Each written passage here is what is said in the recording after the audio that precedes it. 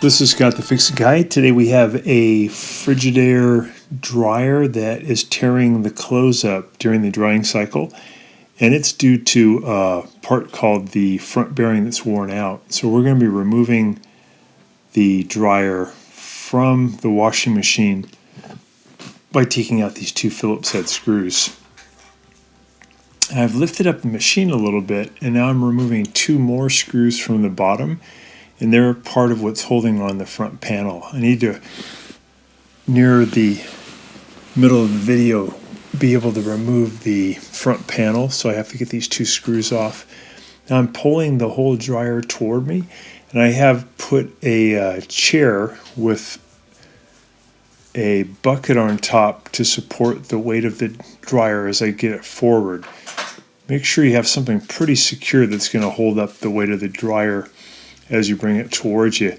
The reason I need to bring it toward me is I have to take two screws off of the back that are holding on the top plate.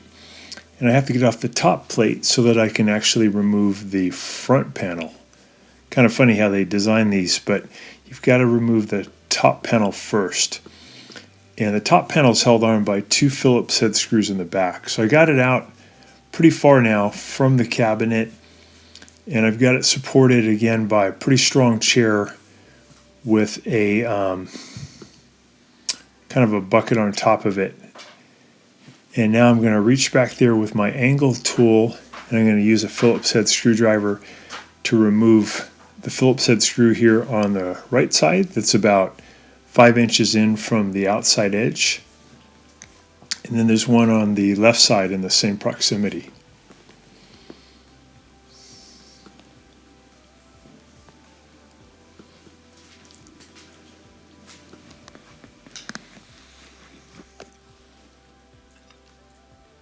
So again, unfortunately, you have to get the machine out away from,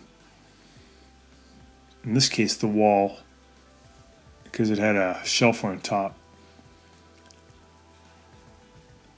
So I've got those two screws out, and I'm going to push the whole top away from me by about an inch, and then I can lift the top off.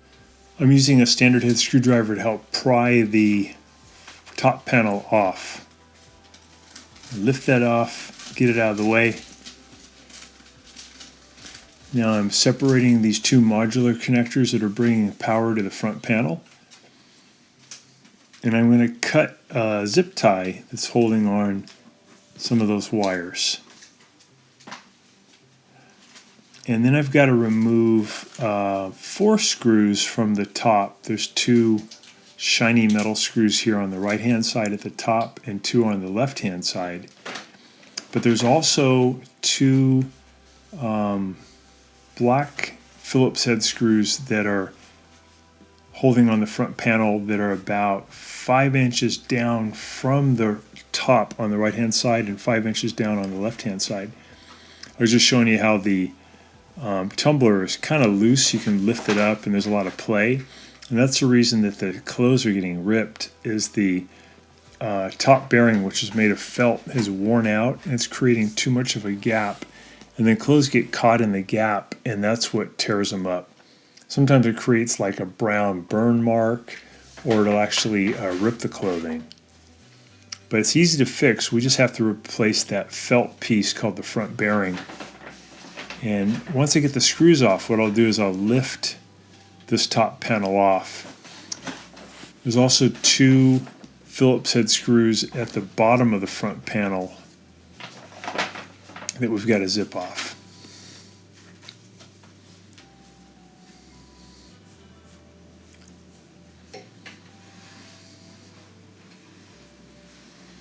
So I'm just getting the ones off the top on the left-hand side. To get me up high enough, I'm standing on a stool too. I'm pretty tall, 6'4", but I needed to stand on something to get me up high enough.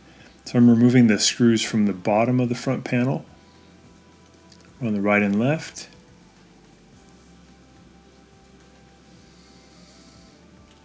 And remember, at the top, on the top of the top panel, about 5 inches down on the inside, there is a Phillips head screw. So there's a lot of screws to get the front panel off. There's 2 here at the bottom, there's 4 at the top, and then there's 2 more that are about 5 inches down from the top. So now I'm going to try to separate the front panel from the frame, and there's a couple of clips that are holding it on, so I'll use a standard head screwdriver to give me a little bit of leverage to pop it loose.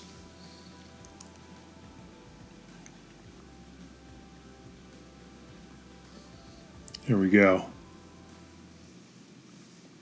And the front bearing actually is part of the front panel, so that's why you have to get it off. So we're going to go ahead and set that down. There we go.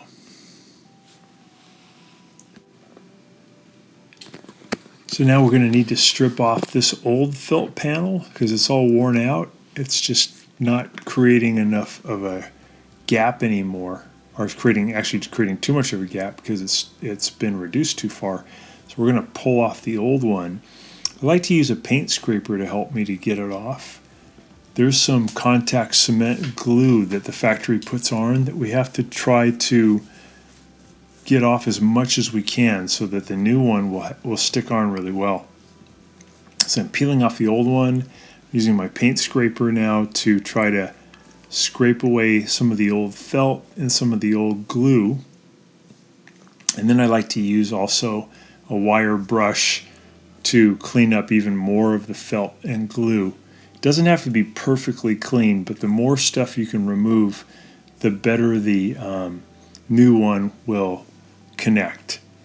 Contact cement's interesting because what you need to do is apply some to both the surface on the front panel and some to the felt, and then you let it sit for about 5 minutes to 10 minutes until it's tacky, and then you connect the two together.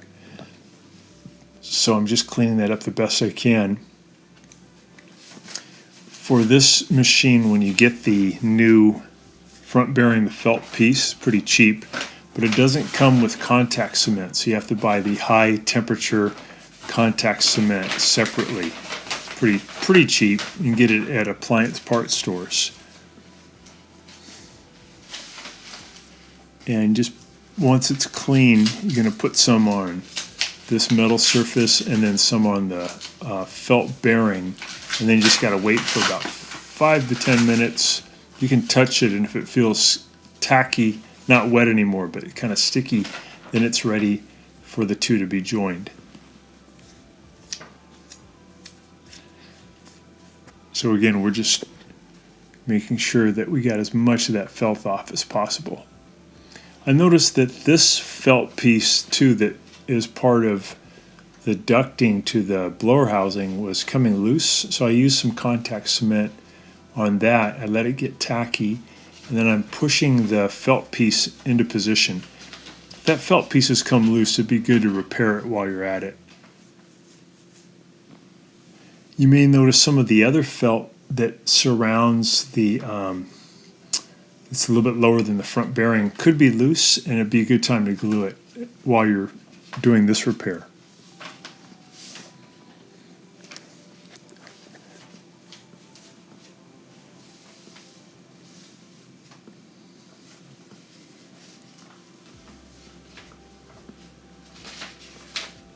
So again, just making sure that that piece of felt on the lower part of the filter housing is nice and secure and complete. Here's the front bearing, the felt piece that's been sitting with the glue on it, and it's about 5 or 10 minutes has gone by and it's nice and tacky. So we're going to go ahead and apply that now to the metal part of the front panel. And to do that, we're going to push it into position and then press down.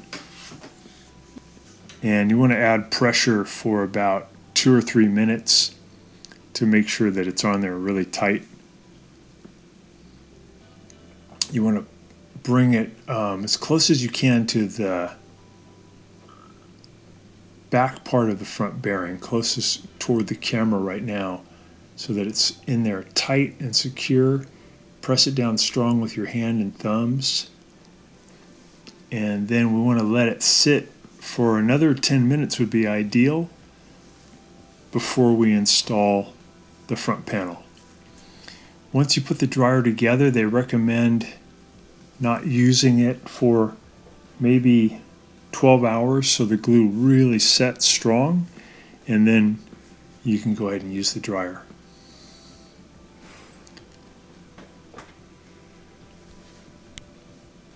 So it's on there nice and tight. We've let it dry. We got everything in position. We're going to put the front panel back on. We're going to lift it up and get it all lined up. And take your time here. One thing you want to make sure you do is lift up the tumbler so that it sits on this new front bearing as you're putting the front panel on. Once the front panel is where you want it, if you push in, it'll engage the clips, and the two metal clips will help hold it into position until you add the screws again. So I'm going to lift up on the tumbler, get it to sit up on top of the front bearing, and really push in, get everything to lock into position.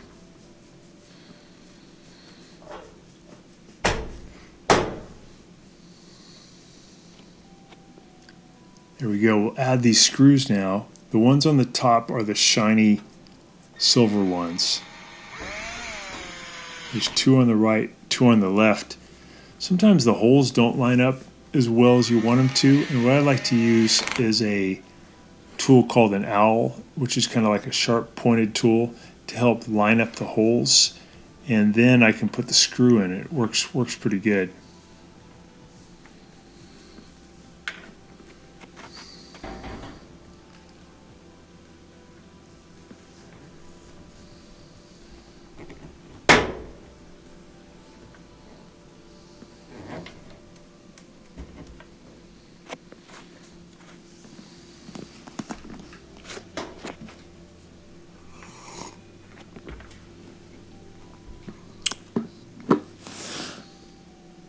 So now we're using that pointy tool to line up the holes.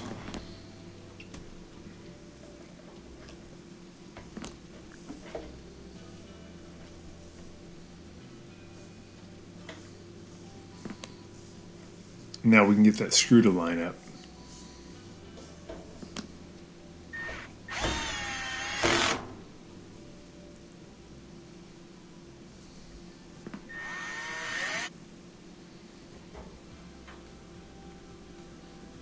Putting those screws in at the bottom to hold on the front panel.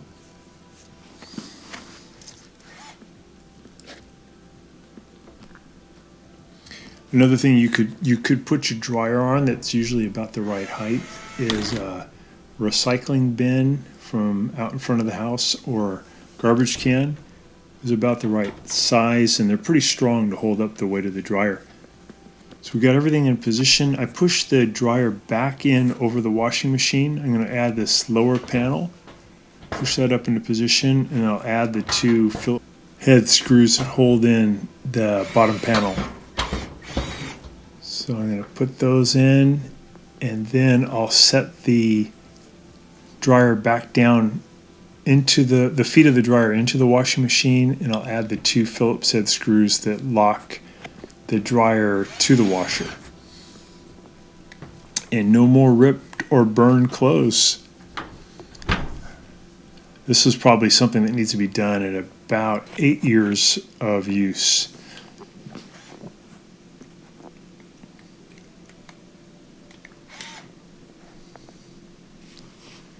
If you find your Phillips head screwdrivers kind of skipping around on these screws, you can try the type that is actually more like a small square. That sometimes fits better into these Frigidaire Phillips head screws. Add that one in.